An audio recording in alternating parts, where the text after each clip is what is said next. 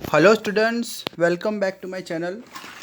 Today we are going to do the new topic thoughts of management. This is our chapter number 2 of our subject OC. So previous में मैंने बहुत सारे videos ये chapter के upload किए थे.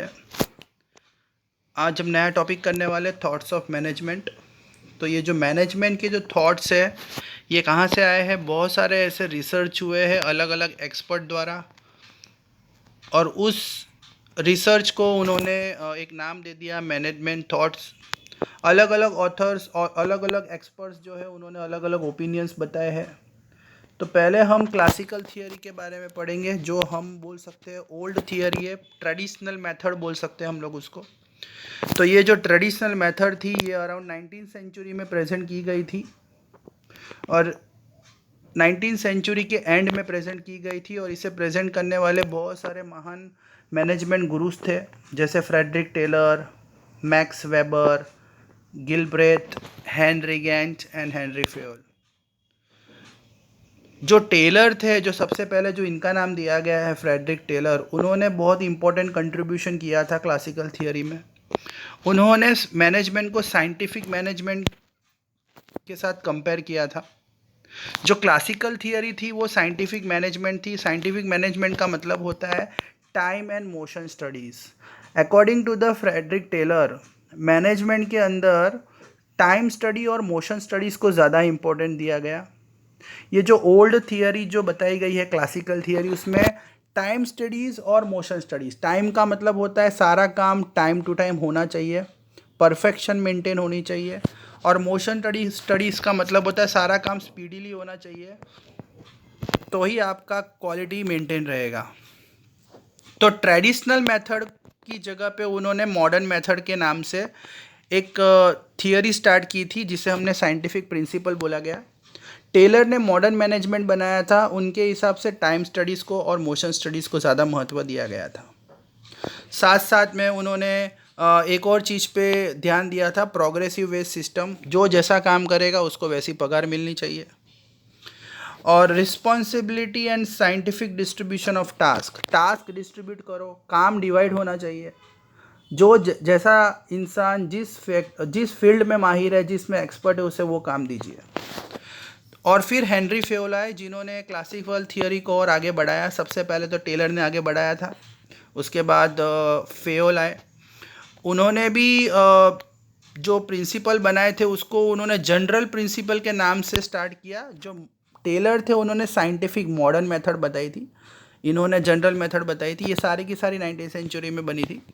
ही decided the level of task in business and tried to decide limit to perform managerial duty at different level. He provided universal principle of management as a guideline. तो उन्होंने managers को अच्छे से काम कर सके, मैनेजर्स गोल्स को achieve कर सके, इसलिए उन्होंने एक गाइडलाइंस तैयार की थी. अगर आप ये गाइडलाइंस पढ़ लोगे तो आप भी अच्छे मैनेजर बन सकते हो. गाइडलाइंस बहुत सारी है, जैसे काम डिस्ट्रीब्यूट करना, डिसिप्लिन मेंटेन करना, पावर डिस्ट्रीब्यूट करना, ये सब गाइडलाइंस है. जो जैसा काम करता है उससे वैसी पगार देना. उसके बाद मैक्स वेबर आए. Till the end of 19th century format and science started to change due to industrial revolution. धीरे धीरे इंडस्ट्री स्टार्ट होने लगी और इंडस्ट्रीज़ की वजह से काम बहुत ही मतलब बड़ा हो गया था, लोगों का लार्ज स्केल पे काम होने लगा था. तो ये जो क्लासिकल थियोरी में बहुत सारे लिमिटेशंस पाए गए थे, जैसे financial motivations. Theory like importance to financial motivation. मतलब यहाँ पे ये जो क्लासिकल थियोरी थी ये फाइनेंशियल मोटिवेशन का मतलब होता है पैसे में ज़्यादा बिलीव करती थी, बट यहाँ पे इंसान को ज़्यादा महत्व नहीं दिया जाता था. मतलब जो जैसा काम करेगा उसको सैलरी तो मिलेगी, फाइनेंशियल तो आपको अच्छा रहेगा, बट यहाँ पे जो फ्रेंडली रिलेशन होना चाहिए, एक अच्छा एटमॉस्फेयर होना चाहिए काम करने के टाइम पे, उसको उन्होंने नहीं इम्पोर्टेंस दिया गया. क्योंकि काम करते हैं तो अच्छा वातावरण भी अच्छा होना चाहिए, थोड़ा हमें भी अच्छे अंदर से एक अच्छी सी फीलिंग आनी चाहिए कि हम काम कर रहे हैं, हमारी यहाँ पे रिस्पेक्ट हो रही है. पर उस चीज़ों को इग्नोर किया गया, सिर्फ पैसे को ज़्यादा इंपॉर्टेंस दिया गया, इसलिए इसमें बहुत सारे लिमिटेशंस पाए गए थे. उसके बाद नियो क्लासिकल थियोरी स्टार्ट हुई. क्योंकि क्लासिकल थियरी में बहुत सारे प्रॉब्लम्स थे, इसलिए एक नई थियरी स्टार्ट की गई थी।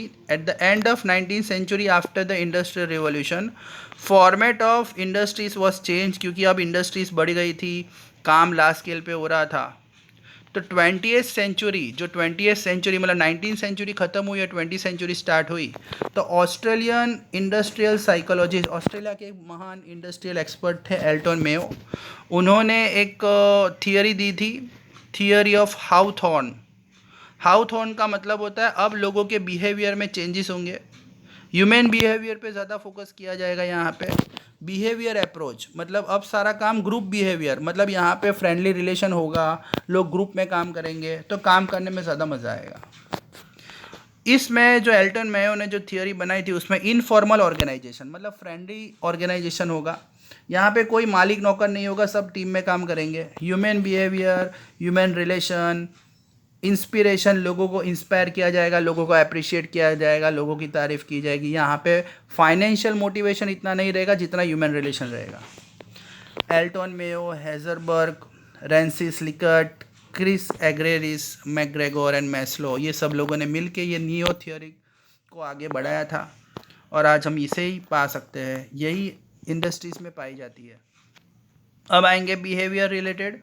Management is an art of getting thing done from other, ये तो आपने फर्स्ट चैप्टर में पढ़ा था, किसी से काम करवाना एक कला है मैनेजमेंट।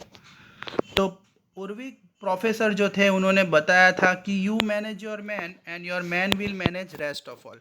आप अपने वर्कर का ध्यान रखिए और वर्कर आपका ध्यान रखेगा, मतलब आप अपने वर्कर को अच्छे से ट्रीट करिए, पगार टाइम टू टाइम दीजिए, उसको मोटिवेट करिए।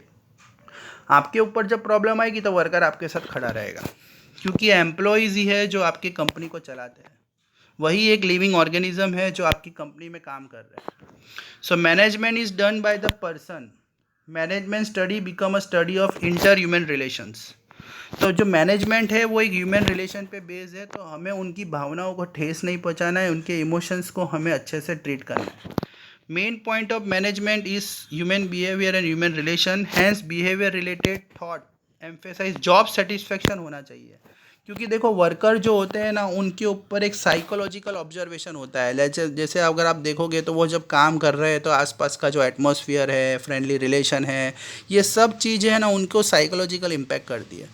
तो हमें उन्हें जॉब सेटिस्फेक्शन देना है, उनको मोटिवेट करना है, उनके साथ एक अच्छा रिलेशन रखना है, उनको लीडरशिप की क्वालिटी, अगर वो बंदा अच्छा काम कर रहा है तो उसको आप पावर दीजिए, अच्छा कम्युनिकेशन प्रोसेस होना चाहिए, टाइम टू टाइम उनको इन्फॉर्मेशन मिलनी चाहिए। कोई झगड़े होते हैं इंडस्ट्रीज़ में, अगर कोई फाइट होती है तो उसको आपको इजीली सॉल्व करवाना है, आप मालिक हो, आपको उसको बढ़ावा नहीं देना है झगड़े को। तो ये सब होता है तो वो साइकोलॉजिकली वो लोग सेटिस्फाइड होते हैं, काम करने में उन्हें मज़ा आता है और ह्यूमन रिलेशन मेंटेन होता है। और जो लास्ट थॉट है, थॉट्स ऑफ मॉडर्न मैनेजमेंट, ये जो मॉडर्न मैनेजमेंट है ये स्टार्ट हुआ था आफ्टर 1960।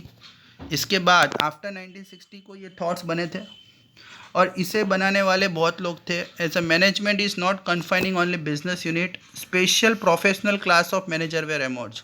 अब धीरे धीरे क्या हुआ, नई नई फील्ड जनरेट होने लगी, जो प्रोफेशनल, जो पढ़े लिखे मैनेजर्स थे, ट्रेन मैनेजर्स थे, एक्सपीरियंस मैनेजर थे, अलग अलग फील्ड में एजुकेशन हासिल करने लगे और काम करने लगे, जैसे psychological field, social studies, statistic, mathematics, computer, ये सारी फील्ड भी मार्केट में आ गई, जिसके वजह से नए मैनेजर्स आने लगे और अलग अलग फील्ड में वो अपना रोल प्ले करने लगे। जैसे management guru like Koontz and O'Donnell, George Terry, उसके बाद Peter F Drucker, William Ouchi, C K. Prahalad, इन्होंने मॉडर्न मैनेजमेंट में बहुत सारे इंपॉर्टेंट रोल प्ले किए हैं। और आपको पता होगा जैसे ह्यूमन रिसोर्सेज मैनेजमेंट होता है, फाइनेंशियल मैनेजमेंट होता है, प्रोडक्शन मैनेजमेंट होता है, तो ये सब मैनेजमेंट क्लास भी एमर्ज हुए जिसके वजह से नया मैनेजमेंट बना। ओके स्टूडेंट्स, आई होप समझ में आया होगा आपको। अच्छा लगा हो तो लाइक एंड सब्सक्राइब जरूर कीजिएगा। Thank you.